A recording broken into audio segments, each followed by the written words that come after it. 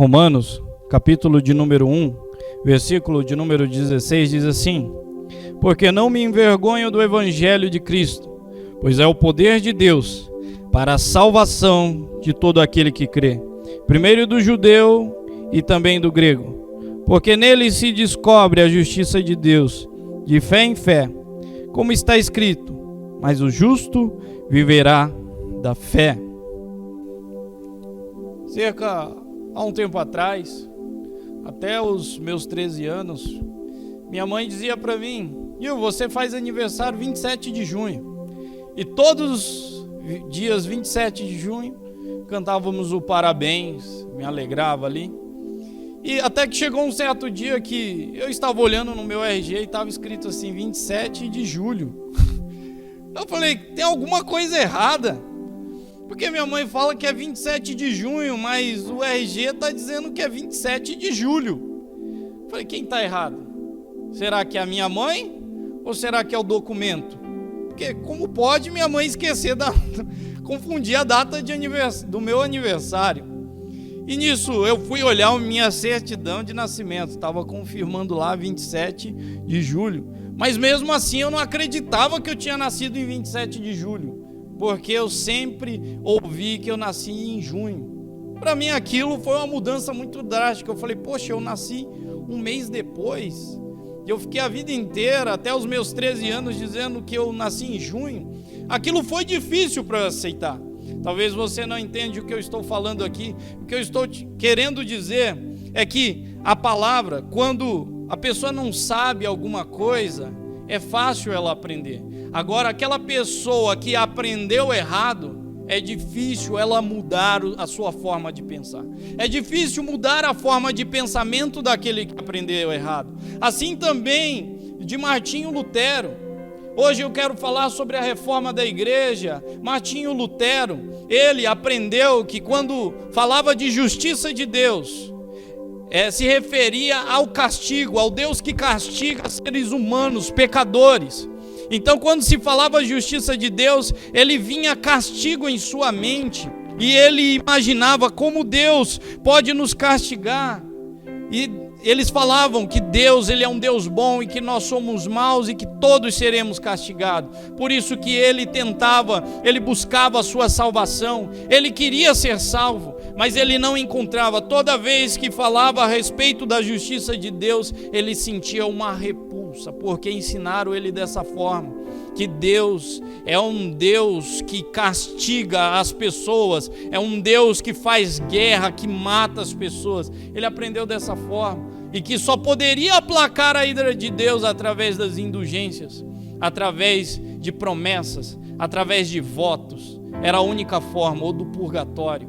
Então, nessa forma, Martinho Lutero, ele diz que começa a estudar as palavras do Senhor, mas toda vez que chegava a parte da justiça de Deus, ele sentia uma repulsa pelo Evangelho, ele sentia uma repulsa por Deus, até o momento que ele estava lendo Romanos 1, 16 e 17, que fala que o justo viverá da fé, e o Espírito Santo falou com ele, o justo viverá da fé. Ele diz que foi nesse momento que os seus olhos se abriram. Foi nesse momento que as escamas caíram dos seus olhos. Porque todos os seus líderes diziam que Deus a justiça de Deus é o castigo de Deus para o homem. Mas quando ele aprendeu, quando o Espírito Santo comunicou que na verdade a justiça de Deus vem através da fé em Cristo Jesus, e que por meio de Cristo Jesus nós somos justificados diante de Deus. Nenhuma condenação há para aqueles que estão em Cristo Jesus. Quando ele aprendeu essa verdade, por mais que todos o ensinaram de forma errada, ele disse que ele nasceu de novo nesse momento.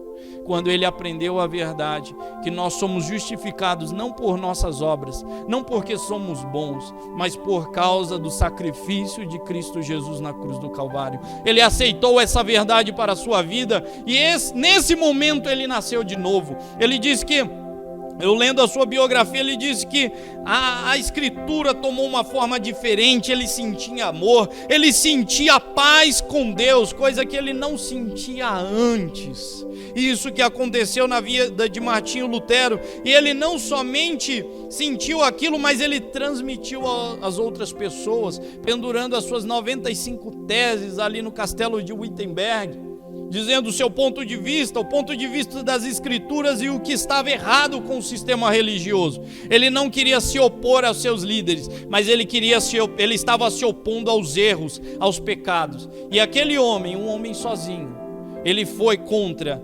líderes religiosos, foi contra reis, contra bispos, contra pessoas que tinham dinheiro. E esse pequeno monge foi um instrumento nas mãos de Deus, porque ele ouviu a palavra de Deus dizendo: o justo viverá pela fé.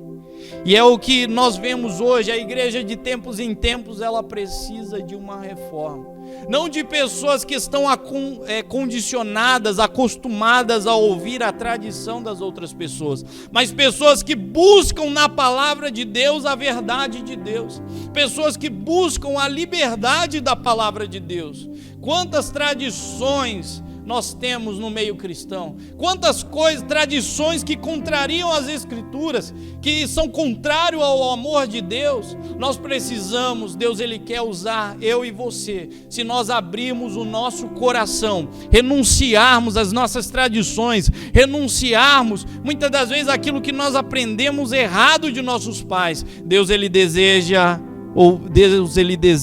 usar eu e você para sermos novos reformadores. Você pode ver ao longo da história da igreja de Israel que ao longo desse tempo Deus ele separou pessoas como Neemias para reformar os muros, para restaurar, Esdras para trazer a reforma da palavra, usou Martinho Lutero. Quem sabe você pode ser o próximo, porque a nossa igreja precisa de reforma. Não estou falando para você sair da sua igreja, então eu vou sair da igreja, tem alguma coisa errada. Não, não é dessa forma. Eu estou dizendo para você ouvir a voz de Deus e acrescentar na sua igreja, ver aquilo que está errado e através do Espírito Santo de Deus, tomar uma postura conforme a palavra, porque não está certo vender bênçãos a casa de Deus. Não está certo a pessoa vir para a casa de Deus e, em vez de buscar a salvação, buscar bens materiais.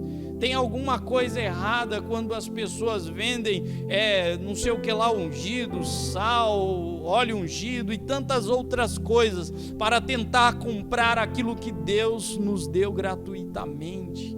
Claro que são erros que as pessoas podem dizer, mas não tem nada a ver. Mas muitas coisas negam o sacrifício de Jesus Cristo na cruz do Calvário, nega a obra que Ele fez por mim e por você. E Deus ele deseja que nós, como diz em Romanos 12, não vos conformeis com este mundo, não amoldeis a este mundo, não tomem a forma do mundo, mas transformai-vos pela renovação da vossa mente. Nós precisamos não ficar conforme o mundo, mas nós precisamos ser transformados, ser renovados para experimentarmos a boa, agradável e perfeita vontade de Deus. É isso que Ele deseja fazer na tua vida, é isso que Ele deseja transformar você, para que você transforme, para que você ajude outras pessoas.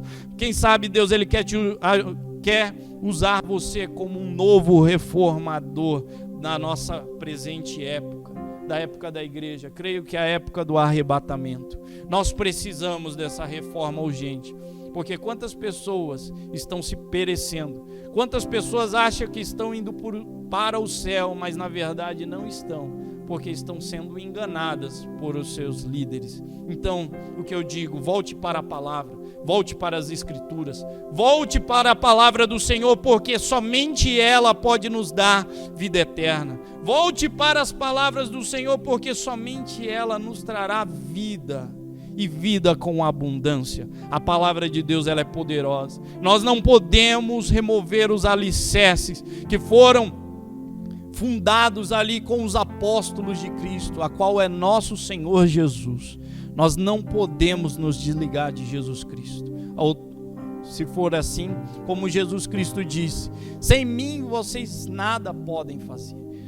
Fora de Jesus Cristo, todos nós morremos. Então que nós possamos nos firmar e ficar firmes com o Senhor. E quem sabe abrir o seu coração para que Ele traga mudança na sua vida. E você traga mudança no meio em que você vive. Na igreja que você vive. Na cidade que você vive. No país que você vive. Trazer o avivamento do Senhor para a terra. É isso que nós pedimos. Que seja feita a vontade dEle nas nossas vidas como ela é feita no céu. Amém? Fique com essa palavra. Que Deus vos abençoe.